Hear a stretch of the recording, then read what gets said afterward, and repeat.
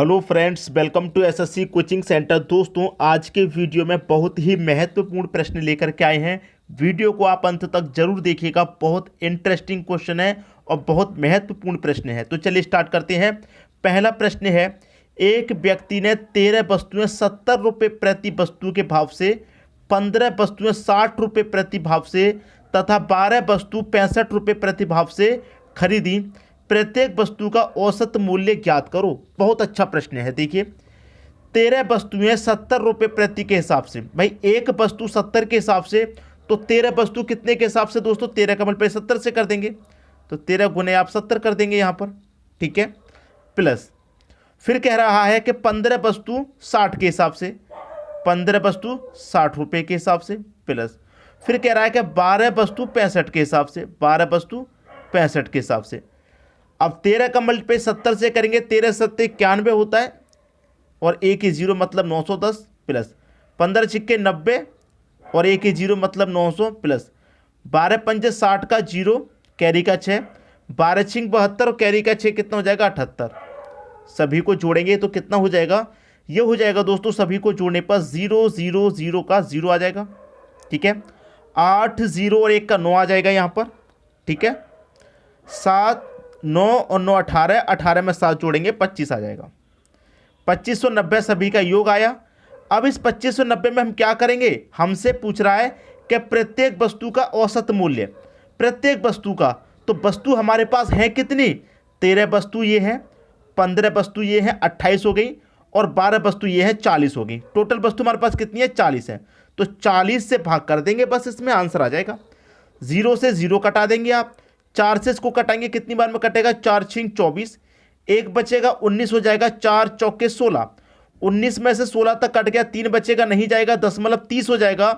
तो 4 से कटाएंगे, 4 सत्ते 28, 30 में से 28 तक कट गया, 2 बचेगा 20, 4 पंजे 20, 64.75 रुपये। ये आपके प्रश्न का आंसर आ जाएगा, 64.75, 64.75 रुपये भी ऑप्शन में दे रखा है। बताइए कितना इंपॉर्टेंट प्रश्न है, आप खुद अच्छे से समझ गए होंगे प्रश्न को देखने के बाद कितना इंपॉर्टेंट है। और ऐसा नहीं है कि बहुत कठिन हो, आप नहीं सीख पाए, बहुत अच्छे से आपकी समझ में आ गया होगा। अब देखेंगे अगला प्रश्न। अगला प्रश्न है, 18% की कौन सी संख्या 75 के 12% के बराबर है? 18% की, 18% की कौन सी संख्या? नहीं पता कौन सी संख्या, तो हम उसे एक्स संख्या मान लेते हैं, ठीक है। कह रहा है कि 75 के 12% के बराबर है। बराबर है कितने के? 75 के 12% के बराबर है, ये कह रहा है। भाई बराबर में है तो प्रतिशत से प्रतिशत सीधा सीधा कटेगा, ठीक है। 6 दूने का 12 कटेगा, 6 त्रिक का 18 कटेगा, क्लियर है इतना। और 3 से 75 कटेगा 25 बार में। इधर क्या बचा आपका? x बराबर, इधर क्या बचा? 25 गुणे 2, तो 25 गुणे 2 कितना हो जाएगा? 50 हो जाएगा। x का मान 50 आ जाएगा, क्लियर। वो संख्या कौन सी है? x मानी थी हमने, x का मान कितना आ गया? 50 आ गया।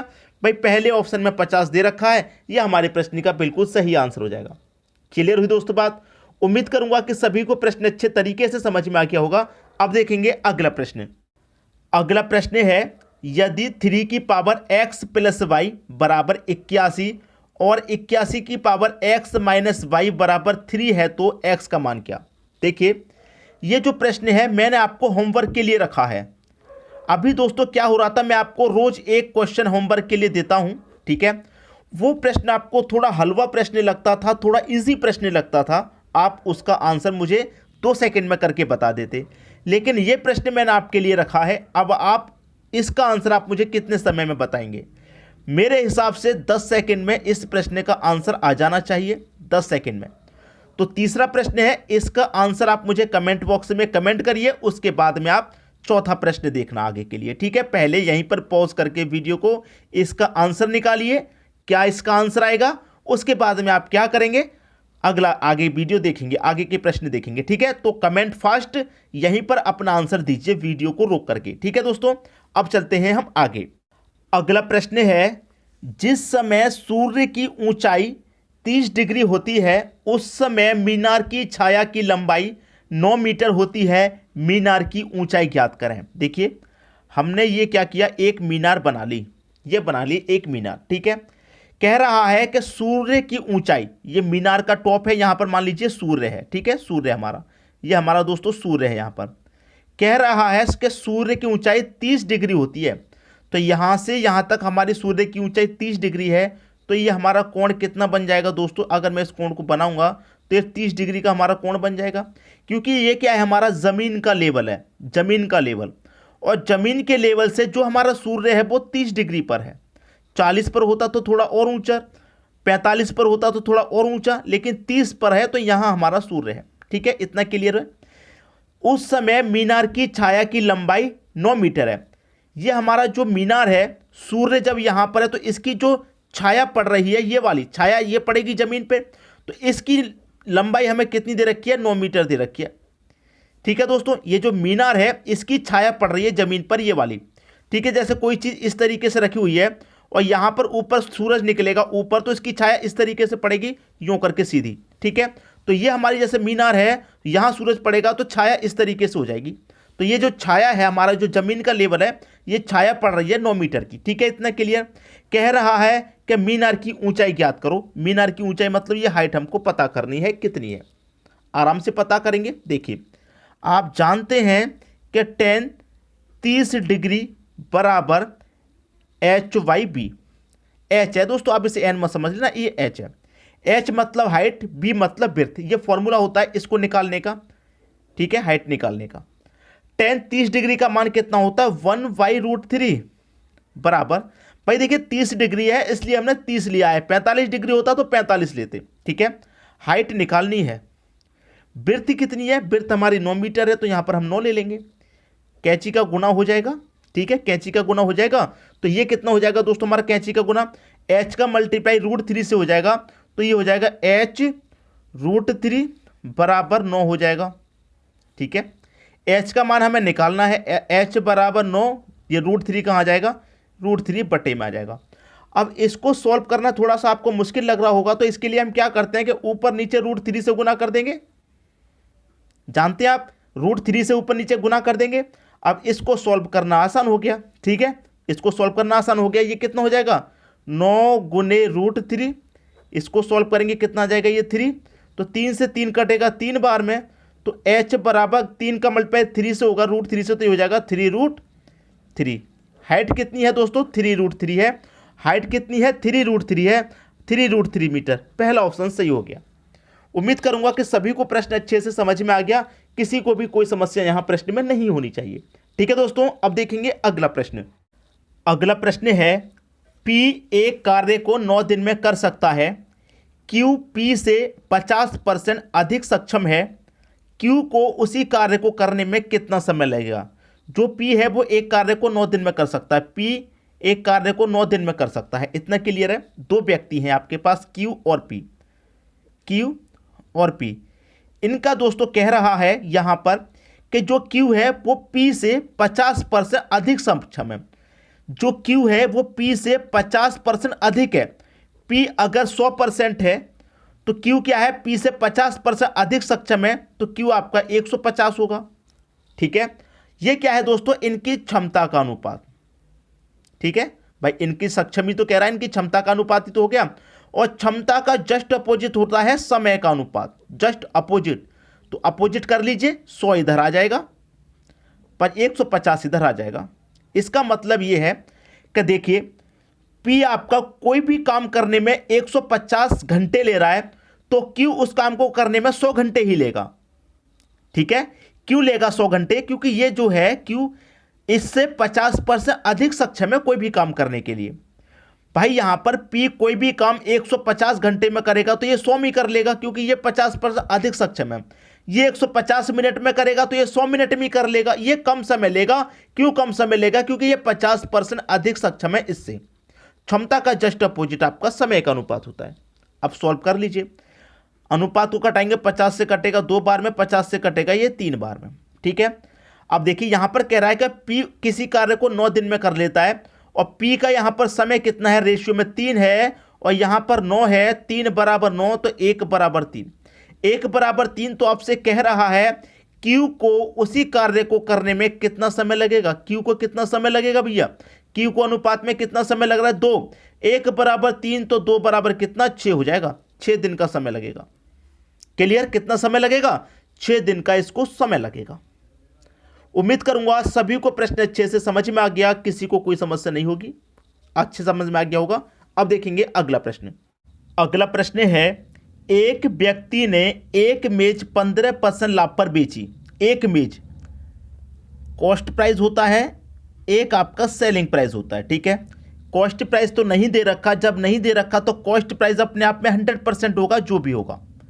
15% के लाभ पर बेच रहा है, 100% की चीज को 15% के लाभ पर बेचेगा, मतलब 115% का बेचेगा, 115 में बेचेगा, इतना क्लियर है। अब कह रहा है कि वही 25% कम पर खरीदी होती, मतलब कॉस्ट प्राइस क्या होता, 25% कम होता। तो पहले कॉस्ट प्राइस 100 था, अब 25% कम होता तो कितना होता, 75% होता, ठीक है। खरीदी होती और 60 रुपये कम पर बेची होती तो उसे 32% लाभ होता। कितने का लाभ होता, 32% का।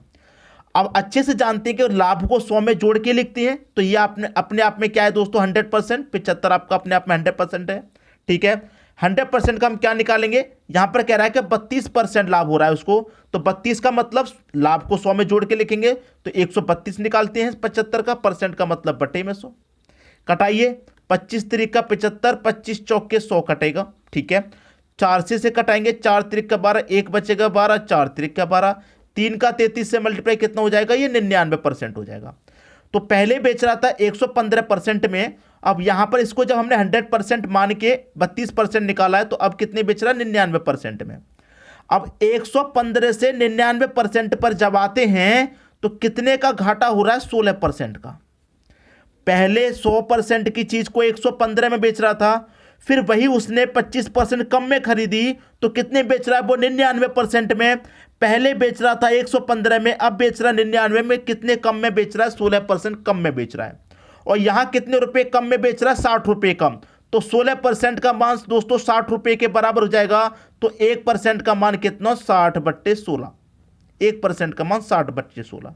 अब निकालना है आपसे कि उस इमेज का लागत मूल्य था, लागत मूल्य मतलब 100% का मान, तो 1 बराबर इतना 100% का मान निकालना, तो 100 से गुना कर दीजिए बस। 4 से कटेगा 4 बार में, 4 से कटेगा 25 बार में, 4 से कटेगा 60 15 बार में, 15 का 25 से मल्टीप्लाई कर दो, 15 25 75 का 5 कैरी का 7, 15 दूने का 30 कैरी का 7 37, 375 आपका आंसर आ जाएगा। 375 दे रखा है सी ऑप्शन में, ये आपके प्रश्न का क्या हो गया, बिल्कुल सही आंसर। उम्मीद करूंगा किसी को भी प्रश्न में यहां कोई समस्या नहीं होगी, सभी को अच्छे से आ गया होगा। अब देखेंगे अगला प्रश्न। अगला प्रश्न है, एक रेलगाड़ी एक खास दूरी 50 मिनट में तय करती है। एक खास दूरी, लेकिन दूरी आपको नहीं पता कितनी है, ठीक है। वो उस दूरी को 50 मिनट में तय करती है, जबकि रेलगाड़ी की चाल हमारी 48 किलोमीटर पर घंटा है, ठीक है, 48 किलोमीटर पर घंटा चल रही है। तो वही दूरी 40 मिनट में पूरी करने के लिए वो किस गति से चलना होगा रेलगाड़ी को। देखिए, पहले जो रेलगाड़ी है वो 50 मिनट में तय कर रही है दूरी को, और चाल कितनी है उसकी, 48 की चाल है, इतना क्लियर है। 50 मिनट में तय कर रही है, 48 की चाल है। अब वही हमको दूरी कितने में तय करवानी है भाई, 40 में तय करवानी है। 40 से भाग दे तो बस आंसर आ गया, 0 से 0 कटेगा, क्लियर है। 4 से 48 कटेगा 12 बार में, 12 पंजे 60। भाई दूरी कितनी है हमें पता चल गया, दूसरी कितनी है, 7 किलोमीटर की है। 40 मिनट में पूरी करने के लिए किस गति से चलना पड़ेगा, 60 किलोमीटर पर घंटे की गति से चलना पड़ेगा। ये आपका आंसर आ गया, 60 किलोमीटर पर घंटे की गति से। अब हमको यहां पर देखिए दूरी निकालने के लिए नहीं कह रहा है प्रश्न में, हमको दूरी निकालने के लिए कह रहा है, हमसे ये कह रहा है कि पहले जो रेलगाड़ी है वो 48 किलोमीटर पर घंटा की गति से चल रही थी, वो रेलगाड़ी अब कितने की चाल से चलेगी। पहले 48 की चाल से चल रही थी तो 50 मिनट में तय कर रही थी, अब हमको दूरी तय करनी है 40 में। भाई समय कम लेगा तो स्पीड हमको बढ़ानी पड़ेगी। 50 मिनट में तय कर रही थी 48 की चाल से, अब वही दूरी हमें 40 मिनट में तय करवानी है, तो 40 मिनट में तय करवानी तो किलोमीटर में चाल हो जाएगी 60 की। बी ऑप्शन हो जाएगा प्रश्न का सही आंसर। उम्मीद करूंगा सभी को प्रश्न अच्छे से समझ में आ गया, किसी को कोई समस्या नहीं होगी। दोस्तों वीडियो पसंद आया लाइक करें, दोस्तों में शेयर करें। यदि आपने हमारे चैनल को अभी तक सब्सक्राइब नहीं किया तो कर लीजिए और बेल आइकन का बटन भी दबा दीजिए। दोस्तों धन्यवाद।